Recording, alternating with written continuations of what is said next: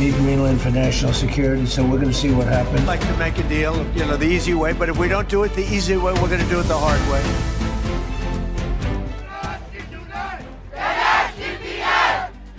He's just arrogant and a very big bully. He does not care of anything. His way of saying things are just so...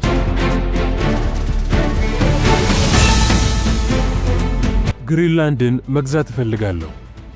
ገና በ2019 ይህ ዜና ሲሰማ መላው ዓለም በሳቅና በድንጋጤ ተሞላ። ዶናልድ ትራምፕ የዓለማችንን ትልቁን ደሴት ልክ እንደ አንድ የኒውዮርክ ሕንፃ ልግዛው ብለው ሲጠይቁ የዴንማርክ ጠቅላይ ሚኒስትር ይህ የማይረባ ቀልድ ነው ብለው ነበር የመለሱ።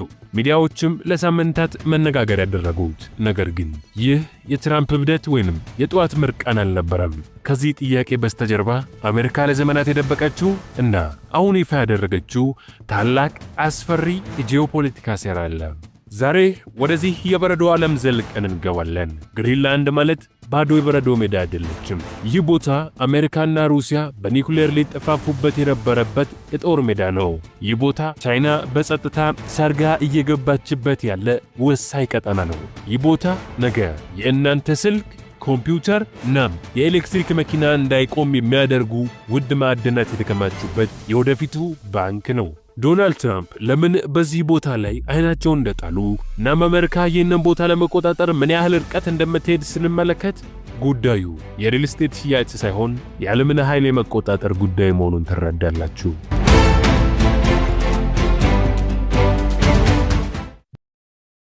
በ500 ሺህ ብር ብቻ የንግድ ሱቅ ቴምር ፕሮፐርቲስ ከባድ የሚመስለውን እውን አድርጎታል።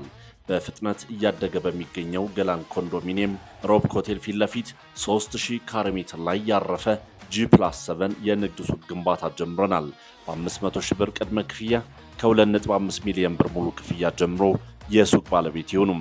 ተጨማሪ ምስራች በጥንታዊቷ ባሬና በዲፕሎማቶች መንደሯ ሳር ቤት ሲልክ ሮድ ሆስፒታል አጠገብ እስከ 35 በመቶ በሚደርስ ቅናሽ እየሸጥን እንገኛለን። በቴምር የዶላር መጨመር የግንባታ ግብዓቶች መወደድ አያሳስበውትም። በኢትዮጵያ ብር ያለምንም ወለድ በረጅም አከፋፈል የህልሞን ማረፊያ ያገኛሉ። ለበለጠ መረጃ 0999667574 ላይ ይደውሉልን። ቴምር ፕሮፐርቲስ። እስቲ መጀመሪያ ካርታውን እንመልከት። ግሪንላንድ ማለት በሰሜን አሜሪካና በአውሮፓ መካከል የተቀመጠች ግዙፍ አህጉር አከል ደሴት ናት። መጠኗ ሀገራችንን ኢትዮጵያን 2 እጥፍ ታክላለች። ነገር ግን የሚኖርባት ሰዎች ብዛት የአዲስ አበባን የአንድ ሰፈር እንኳን አይሞሉም። ወደ 57000 ሰው ብቻ። 80 በመቶ መሬቷ በቋሚ የበረዶ ግግር ወይንም አይስ ሺት የተሸፈነ ነው። ታዲያ አሜሪካ ለዚህ ቦታ ለምን ይህን ያህል ትዋደቃለች? መልሱ አንድና አንድ ነው። GIUK ጋፕ።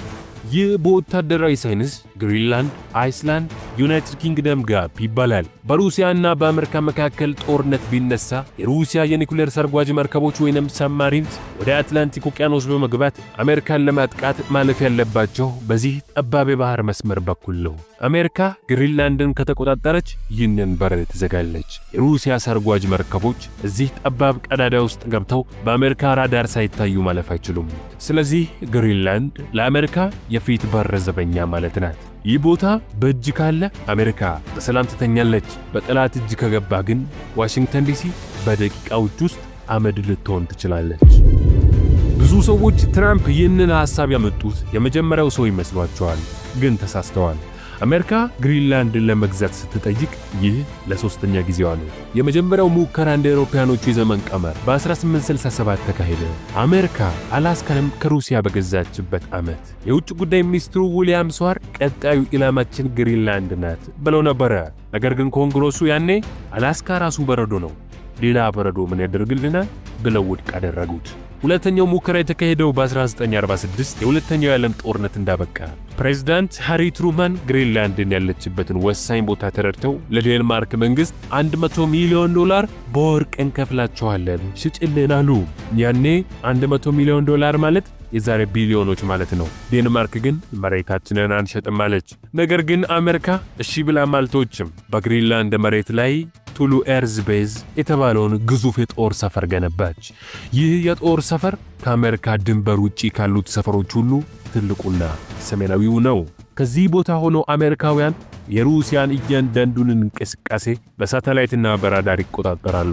ይህ የታሪኩ ክፍል 1 የሳይንስ ፊክሽን ፊልም ነው። በ1960ዎቹ በቀዝቃዛው ጦርነት ወቅት አሜሪካ ዓለም የሚያውቀውን አንድ እብድ ፕሮጀክት ቀይሳ ነበረ። ስሙም ፕሮጀክት አይስዎርም ወይንም የበረዶ ትል ፕሮጀክት ይባላል። እቅዱ ምን ነበረ? በግሪንላንድ በረዶ ስር ግዙፍ ዋሻዎችን መቆፈርና ሚስጥራዊ ከተማን መገንባት። በዚህ ከበረዶ ስር በተሰራ ከተማ ውስጥ ባቡር፣ ሲኒማ፣ ቤተክርስቲያንና ሆስፒታሎች ሁሉ ተሟልቶለት ወታደሮች ይኖራሉ። ዋናው ዓላማ ግን ይህ አልነበረም። ዋናው ዓላማ በበረዶ ዋሻ ውስጥ 600 የሚሆኑ የኒኩሌር ሚሳኤሎችን ተንቀሳቃሽ ባቡር ላይ አድርጎ መደበቅ ነበረ። አሜሪካ ከዚህ ቦታ ሆና ሶቪየት ኅብረትን ወይንም ሩሲያን በማንኛውም ሰዓት ድምጥማጧን ለማጥፋት አቅዳ ነበረ። ለዚህ ሲባል ካምፕ ሴንቸሪ የሚባል በኒኩሌር ኃይል የሚሰራ ከተማ ከበረዶ ስር ገነቡ።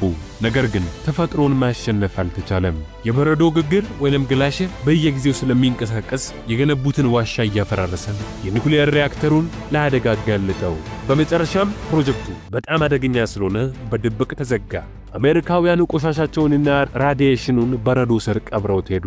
አሁን የአየር ንብረት ለውጥ በረዶውን እያቀለጠው ሲመጣ ያ የቀበሩት መርዝ እንዳይወጣ አርክቴክቱ ስጋት ውስጥ ወድቋል።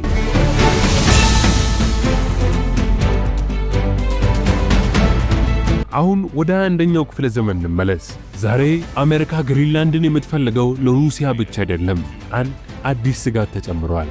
እርሷም ቻይና ናት። ቻይና ራሷን ኒር አርክቲክ ስቴት ወይንም የአርክቲክ ጎረቤት ሀገር ብላ ትሰይማለች። ምንም እንኳን ከአርክቲክ በ3000 ኪሎ ሜትሮች ብትርቅም ቻይና የፖላር ሲልክ ሮድ በሚል ስያሜ በግሪንላንድ ውስጥ 3 ግዙፍ ኤርፖርቶችን ለመገንባት ጥረት አቀረበች። ይህንን የሰማችው ዋሽንግተን በድንጋጤ ተናወጠች። ቻይና ግሪንላንድ ላይ ገባች ማለት ልክ አሜሪካ ጓሮ በር ላይ የጦር ሰፈር ገነባች ማለት ነው። የቻይና ዓላማ ሁለት ነው። አንደኛ የንግድ መስመር መገንባት። የአየር ንብረት ለውጥ በረዶውን እያቀለጠው ስለሆነ መርከቦች ከእስያ ወደ አውሮፓ ለመሄድ በስዊዝ ቦይ መዞር አይጠበቅባቸውም። በሰሜን ዋልታ በኩል አቋርጠው በግማሽ ጊዜ መድረስ ይችላሉ። ይህንን አዲስ መስመር የሚቆጣጠረው ደግሞ ግሪንላንድን የያዘ ነው። ሁለተኛ ማዕድናት ወይንም ሬር እርዝ ሚኔራልስ። ይህ የሁለተኛውና ወሳኙ ነጥብ ነው። ግሪንላንድ የበረዶ ክምር ብቻ አይደለችም። በውስጧ ዘመናዊ ዓለም የሚፈልገው ውድ ሀብትን ይዛለች። የኤሌክትሪክ መኪና ባትሪዎችን፣ የኤፍ-35 የጦር ጄቶችን፣ የአይፎን ስልኮችና ዘመናዊ ሚሳኤሎችን ለመስራት ሬር እርዝ ሚኔራልስ ያስፈልጋሉ። በአሁኑ ሰዓት ቻይና የዚህን ማዕድን ገበያ 90%ን ትቆጣጠራለች። ይግረማችሁና አሜሪካን ባትሪ እንዳታመርቱ አደርጋችኋለሁ ብላ ማነቅ ትችላለች።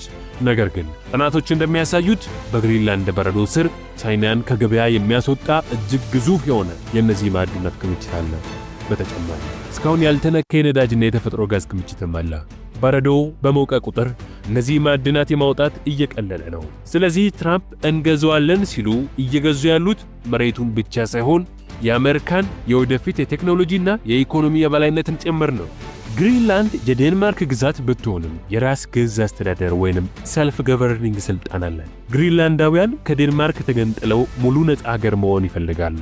ነገር ግን ችግሩ የኢኮኖሚ ነው። የመንግስት በጀታቸውን 60% የሚሸፍነው ዴንማርክ በየዓመቱ የምትሰጣቸው ድጎማ ነው። አሜሪካ እዚህ ጋራ ነው መግባት የምትፈልገው።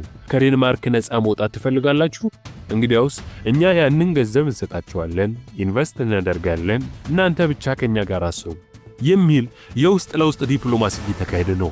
አሜሪካ በግሪንላንድ የቆንስላ ጽሕፈት ቤት ከፈተች። ለልማት የሚሆን $12 ሚሊዮን ሰጠች። ይህ ሁሉ ቀስ በቀስ ግሪንላንድን ወደ አሜሪካ ጉያ የመክተት ስልት ነው።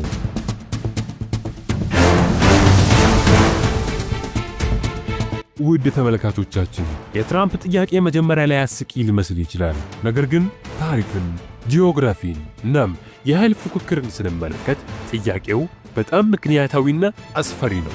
በ19ኛው ክፍለ ዘመን አውሮፓውያን ለአፍሪካ ቅርምት ወይንም ስክራምብል ፎር አፍሪካ እንደደረጉት ሁሉ በ21ኛው ክፍለ ዘመን ደግሞ ስክራምብል ፎር አርክቲክ ወይንም የአርክቲክ ቅርምት ተጀምሯል። እናም የዚህ ቅርምት ሽልማት ደግሞ ግሪንላንድ ናት። አሜሪካ ይህንን ቦታ ለቻይና ሳልፋ ከሰጠች የዓለም ኃያልነቷ ያበቃል። ስለዚህ በግዥም ይሁን በጉልበት በዲፕሎማሲም ይሁን በሴራ ግሪንላንድ የአሜሪካ ወታደራዊ ጥላ ስር ሆና መቀጠሏ ግድ ነው። ወደፊት በካርታ ላይ የአሜሪካን ባንዲራ ግሪንላንድ ላይ ብታዩት አትደነቁ። እናንተስ ምን ታስባላችሁ? አሜሪካ ግሪንላንድን መግዛት ወይም መቆጣጠር ይገባታል ወይስ የግሪንላንድ ህዝብ የራሱን እድል በራሱ መወሰን አለበት? ሐሳባችሁን ኮሜንት ላይ አስቀምጡልን።